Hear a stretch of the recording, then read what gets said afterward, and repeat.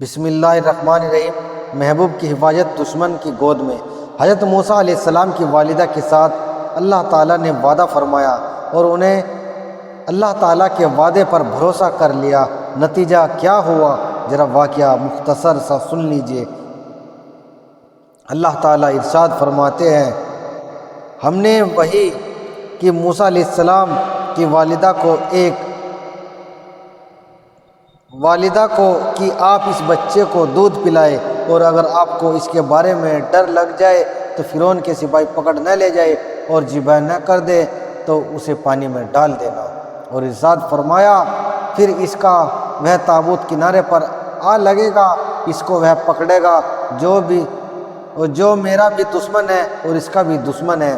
اب بتائیے، عقل سے پوچھے، عقل چیخے گی، چلائے گی اور کہے گی پروردگار اپنی حفاظت بھی کرنی ہے تو اس بچہ ان سپاہیوں کی نظر میں ہی نہ آ جائے، وہ سپاہی ادھر ادھر ہی نہ آ سکے، مجھے فرما دے کہیں گفا میں چھپا آتی ہوں، چھت پر لٹا دیتی ہوں۔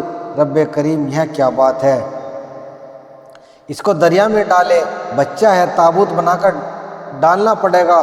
تابوت میں ڈالے تو پانی بھرنے کا اندیشہ ہے، اور اگر پانی سے بچانے کے لیے واٹر ٹائٹ بنائے تو ہوا بھی بند ہو جائے گی اور ہوا بند ہونے سے بچہ مر جائے۔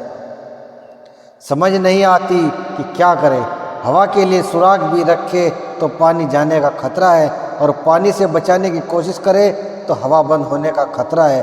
عقل کہتی ہے کہ یہ بچہ بچتا نہیں، مگر رب کریم کیا فرماتے ہیں؟ اللہ تعالیٰ کہہ رہے ہیں، تم نے خوف بھی نہیں کھانا اور تم نے ڈرنا بھی نہیں، ہم اسے لوٹائیں گے تمہارے پاس، اور ہم تو اس سے رسولوں میں بنانا ہے۔ حضرت موسیٰ علیہ السلام کی والدہ نے اس بات پر یقین کر لیا، لہٰذا بیٹے کو دریا میں ڈال دیا۔ اس کو فرعون کے کارندوں نے پکڑ لیا۔ اب جب کھول کر دیکھا تو اس میں ایک بچہ تھا۔ اللہ تعالیٰ فرماتے ہیں، ہم نے آپ پر محبت ڈال دی۔ مفسرین نے لکھا ہے کہ حضرت موسیٰ علیہ السلام کی آنکھیں اتنی دلکش تھی کہ جاذب تھی کہ جیسے ہی فرعون اور اس کی بیوی نے دیکھا تو وہ اپنا دل دے بیٹھے، اور فرعون کی بیوی کہنے لگی، تم نے اسے قتل نہیں کرنا، ہم اس کو اپنا بیٹا بنائیں گے، ہمیں نفع ہوگا۔ فرعون کہنے لگا کہ ٹھیک ہے، لہٰذا صحیح امام فرمان جاری ہوئے کہ اسے بیٹا بنا لیا جائے۔ ہزارے بچوں کو ذبح کروانے والا اپنا دل دے بیٹھا، اور وہ کہتا ہے کہ ٹھیک ہے، اسے قتل نہیں کرنا۔ اللہ تعالیٰ فرماتے ہیں، ہم نے ان پر باقی عورتوں کے دودھ کو حرام کر دیا تھا، یعنی اللہ تعالیٰ نے وعدہ کر رکھا تھا حضرت موسیٰ علیہ السلام کی امی کو کہ ہم تمہارا ہی دودھ پلائیں گے۔ اب حضرت موسیٰ علیہ السلام دودھ نہیں پیتے، فرعون خود پریشان ہوتا ہے، یہ بچہ دودھ نہیں پیتا کیا ہوگا؟ لہٰذا عورتوں کو بلوایا، جو عورتیں آتی بچہ دودھ نہیں پیتا۔ اسی حال میں رات گزر گئی۔ ادھر موسیٰ علیہ السلام کی والدہ کی حالت بھی عجیب تھی، کیوں ماں تو آخر ماں ہوتی ہے، پریشان ہو رہی ہے، اور اللہ تعالیٰ نے تو وعدہ کر رکھا تھا۔ وہ تو اپنی بات کا اظہار ہی کر بیٹھی کہ اگر ہم نے اس کے دل پر گرہ نہ ڈال دی ہوتی، یعنی اللہ تعالیٰ نے بہت وہ کر رکھا تھا، کیونکہ ماں آخر ماں ہوتی ہے، بیچاری رو بیٹھی، آخر ماں تھی، رات گزر گئی، سوچتی تھی کہ اب کیا پتہ میرا بیٹا کس حال میں ہے، رو رہا ہے یا خوش ہے، جاگ رہا ہے یا سویا ہوا ہے، کس کے ہاتھ میں ہے کس کے ہاتھ میں نہیں ہے۔ ماں تھی، ان خیالوں میں بہت پریشان ہوا، لہٰذا بے قرار ہو کر اپنی بیٹی سے کہا کہ جاؤ ذرا بھائی کی خبر لاؤ۔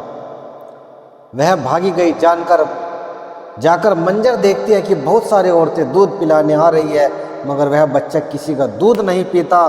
وہ آگے بڑھی اور فرعون سے کہا، میں تمہیں بتاؤں ایسے گھر والوں کے بارے میں جو اسے دودھ بھی پلائے اور اس کے بڑے خیر خواہ ہوں گے۔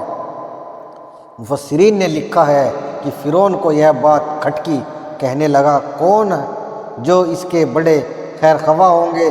وہ بھی نبی کی بہن تھی۔ کہنے لگی، ہم آپ کی رعایا ہے، اگر ہم آپ کی خیر خواہی نہیں کریں گے تو کون کرے گا؟